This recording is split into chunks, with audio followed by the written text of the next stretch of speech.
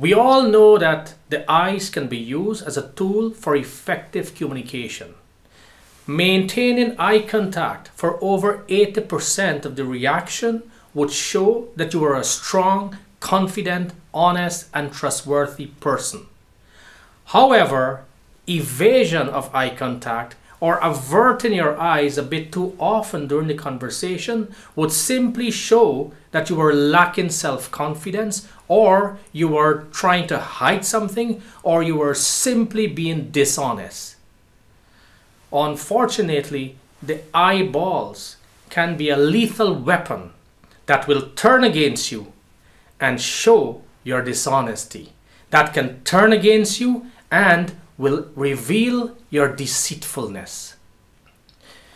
We involuntarily move our eyes in different directions depending on what is going on in our mind, depending on what is going on in our brain. For example, if you were a right-handed person and you were trying to envision in your mind something you were acquainted with or something you knew, well then your eyeballs would move up and to the left. This is because you are reaching out to your visual memory for the answer. However, if you are trying to concoct a picture in your mind, then your eyeballs would move up and to the right. This is when your eyes will betray you. Why? Because when you concoct a picture in your mind or you're trying to create a description, it is equivalent to fabricating a lie. It is a trap you fall into. It is a trap that is set by the brain. It is defined and dictated by the brain. To make things worse, the rate at which you blink will dramatically increase. And you will leave your conversant with this strange, inexplicable gut feeling that something was wrong, that you were lying. We also know that the hands can be used as a tool for effective communication. By gesticulating, we become more descriptive, more visible, and our speech becomes more compelling. Why? Because at the end of the day, it is not about what you're saying. It's not what you say. It is how you say what you say. It is not about the words you are using. It is the body language that is following those words. It is the way you use your hands, your gesticulation. This is what enhances what you say. And this is what captivates the audience and keep them spellbound for as long as you wish. However, unfortunately, the uncontrollable movements of the hand will also betray you.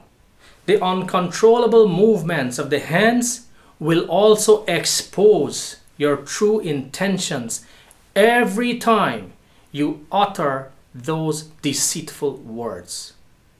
Please recall the time when you were a child and what you did with your hands every time you told a lie.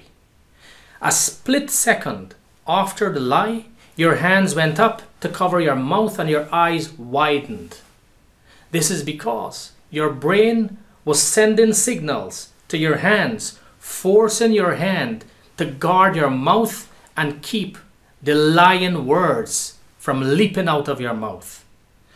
Now, your mom intuitively noticed the nonverbal signals you were sending, and she caught you red-handed lying. Well, an adult may behave in a totally different way. They will just cover their mouth with their fingers and their thumb will be touching the cheek, like this. I think you have noticed this gesture many times. I think you have used this gesture many times in your life. Now we need to be very careful to understand the significance of this gesture, because if your conversant were using this gesture when you were talking, it would mean that they subconsciously felt that you were lying, or they just wanted to non-verbally show their objections. As we grow older, or as we get more engaged in the corporate life, our body movements become more refined.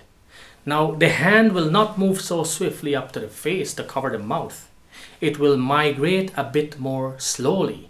And the fingers will just linger around or just hover around the mouth or just below the nose.